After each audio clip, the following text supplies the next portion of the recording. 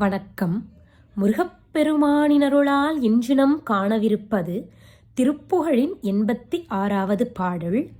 மனத்தின் பங்கெனத் தங்கு ஐம்புலத்தென்றன் குணத்து அஞ்சு இந்திரிய தம்பந்தனை சிந்தும்படி காலன் மலர்செங்கண் கணப்பொங்கும் திறத்தின் தண்டெடுத்து அண்டங்கிடித்தின்றிங்குற தங்கும் பலவோரும் கென்று தின்கண் கணக்கென்றென்று இளைத்தன் புங்கெடுத்து அங்கம் கழிவாமுன் இசைக்குஞ் செந்தமிழ் கொண்டு அங்கிரங்கும் புண்டொழிற் பங்கம் கெட துன்பம் கழித்தின்பந் தருவாயே முருகப்பெருமானே என்கிறார்.